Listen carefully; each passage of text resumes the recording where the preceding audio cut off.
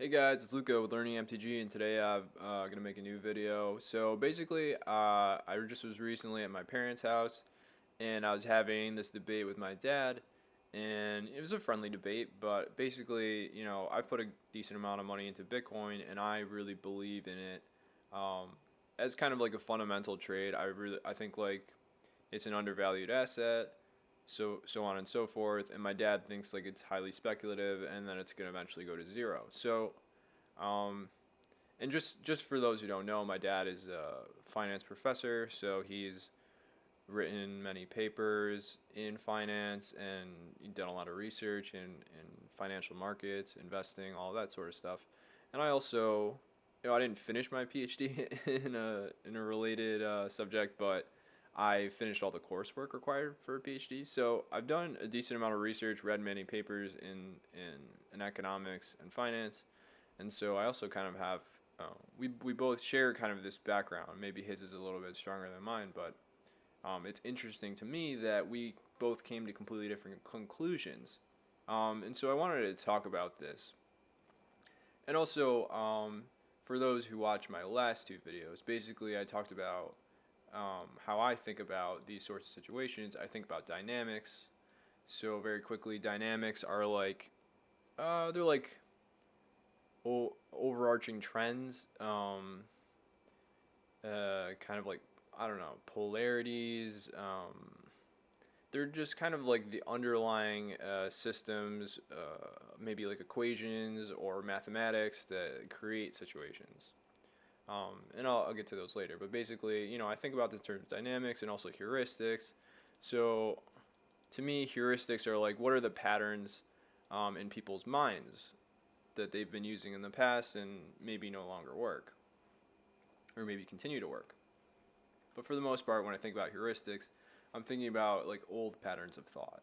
Um, so I'll touch on these ideas, but and I'm kind of going into this video without having prepared for it at all. So as I do all my videos, so I'll kind of just I'll be whatever comes to mind as we go. So where are the differences? Why do I think Bitcoin? Basically, I think that in terms of heuristics, I think people are kind of stuck in old ways, and I really hope this doesn't get cut off. Stuck, old ways. So how is it possible that an asset like Bitcoin could be appreciating at 200% a year or whatever it is appreciating at, and then actually many of the people, so I find it very interesting, right? So Bitcoin is something that, for example, Michael Saylor, I watch a lot of his videos. He kind of went all in on Bitcoin with his company, and it wasn't like, most of the times if you go all in on an investment and it quadruples like it did for him, you sell out. Yeah, we thought it was undervalued. It became four times more value. The price went up four times, and we sold it. Great investment. But for him, if you listen to his interviews, he's basically thinks that Bitcoin should be worth around $1 million, and right now it's at 50,000, which sounds absurd and ridiculous. But I just found that interesting, and he's holding it. And maybe something will change, and maybe one day he'll sell it. But it really seems like he has a lot of conviction in that belief, and he thinks it's going to be worth $1 million. So my question is then, okay, how can we have something that's trading at around $60,000 right now that's really worth $1 million? Supposing he's right. So let's assume that he's correct. How is that possible? And really, the only way this can be possible is through heuristics. People have to have old patterns of thought that no longer work. So Michael Saylor talks a lot about, the internet, or, moving from horse and buggy to automobiles or whatever. And so basically, his point of view, which I kind of agree with, is Bitcoin's like a brand new technology and it's really great. And the only reason it's not so widespread is because people haven't kind of like caught on to it. They're not comfortable with it yet. And so there's kind of like this friction. There's going to be this period of time where people slowly adopt it, right? So that's probably like, my point of view, why I think it's undervalued. Um, let's talk about my dad's point of view. So my dad thinks this is like a tulip mania. So he uses the word mania a lot. So if he were thinking about dynamics, which he also does, think in these dynamics, he's thinking, okay, this is kind of like a mania. Like people are obsessed with this thing, and Bitcoin does have this feature, like the tulips in I don't know when this happened. Was it the 1700s or 1800s? But basically, in the Netherlands, people use tulips to trade. They use it as kind of like a form of currency or a store of wealth. And eventually, the tulips were worth a crazy amount, and then it completely collapsed. The tulips are completely worthless by the end of it. So similar to these tulips, a Bitcoin doesn't have value if no one else wants your Bitcoin. Um, it doesn't hold any other value except that other people also want it. And so my dad is saying um, that he doesn't trust this, right? It's like, how does he know that some other cryptocurrency isn't going to come along and just wipe out Bitcoin, or that people are just going to stop using cryptocurrency altogether? And I think that's what a lot of people that are against Bitcoin say, or that don't believe in Bitcoin as a long-term investment. Um, you definitely hear like Warren Buffett, Charlie Munger say this about Bitcoin. So that's kind of the other side of the coin. That's basically where my dad's coming from. So I think the maybe the real question, having talked about the two different sides a little bit, is why would it survive?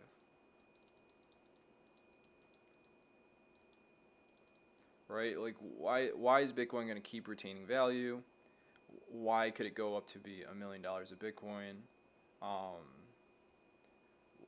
why wouldn't it just be the next tool at Mania? And I think the answer to that has to be that Bitcoin provides something that nothing else can, or it's got some kind of competitive advantage, right? So I think you can, even though Bitcoin is not a company, you can think of it like you're investing in a company, like you're investing in, the way I think of it is you're investing in a network. So the same way you're investing in like a Google or a Facebook, where basically Facebook, if I'm going to go on my Facebook is worthless if no one else has Facebook.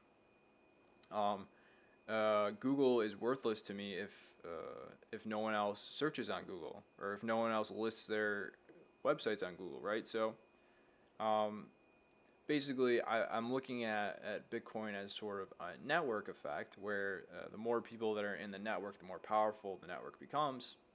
And in order for a network to survive, it needs to have some kind of competitive advantage. And oftentimes, in my opinion, what is the competitive advantage to a network is being kind of the first network of such a kind that gains enough momentum, right? So like, why is Facebook the one that we use? Why don't we use what were the other ones? MySpace, maybe. I remember people using like LiveJournal. um, I mean, there's probably many other ones too. Like, why did it end up being Facebook? And I think what ends up happening is you just gain so much momentum. You get so many people on your network that it's just no one's gonna try starting a new one because no one's using it, right? So I think there is kind of like an inertia going on, momentum, um, or another. What's another term I like? Like escape velocity.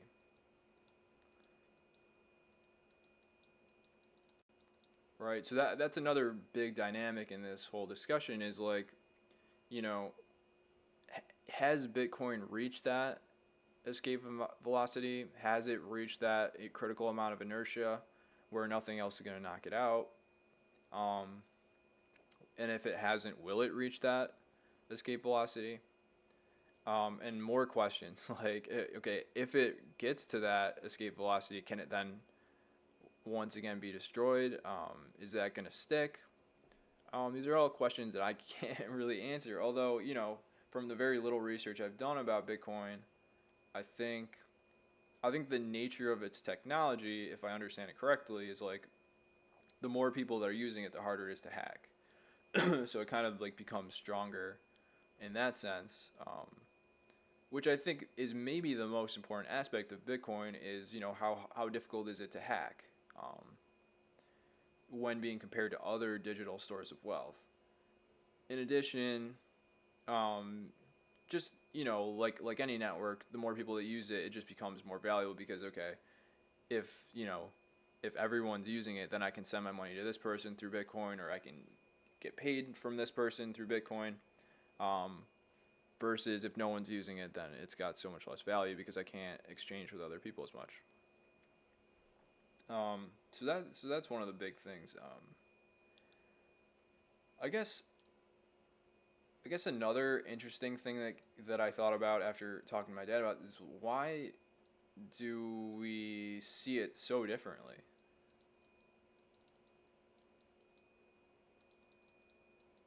And this is a question I love asking, especially the last time I thought about this was in light of the elections and all the political rage that was going on, and like I always wonder like, okay, well, why am I seeing this thing like completely 180 degrees different from this other person? And so again, I'm gonna ask the question, why am I seeing things so differently from my dad? And I think it's probably like a generational thing.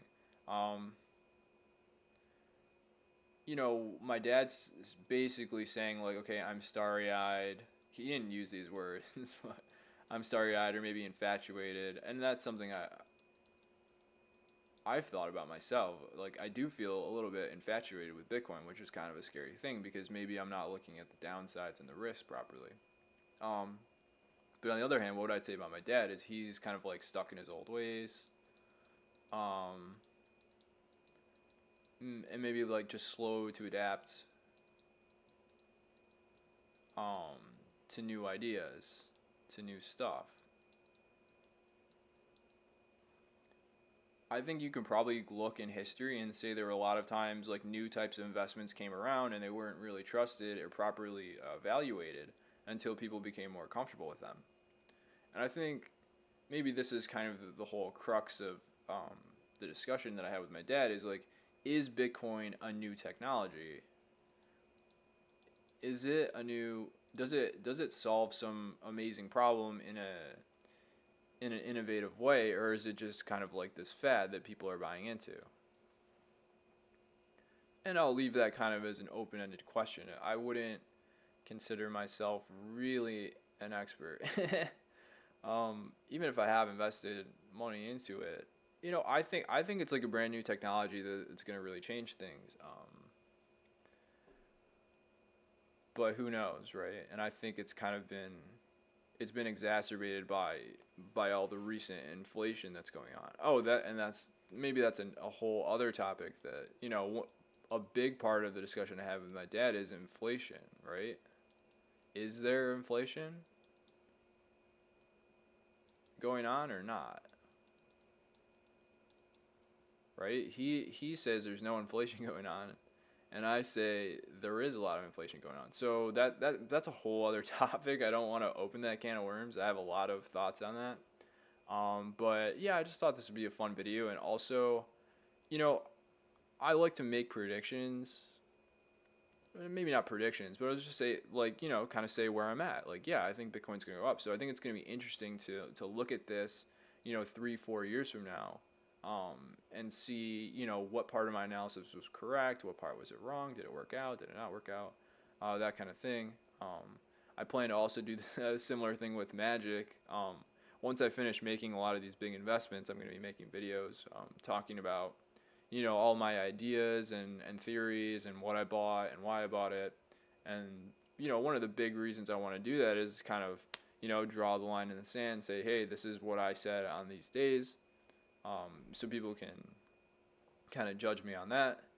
um, and yeah, and that was one of the things, in fact, that me and my dad said to each other was like, okay, yeah, let's see what happens in 4 years. So I think his prediction is it'll be worth zero in, I don't know whether it was like 5 years or 10 years, and I think it'll be worth a whole lot more. So let's see what happens. Yeah, I hope you guys enjoyed this video. Definitely kind of a different video, and I hope to see you guys in the next video.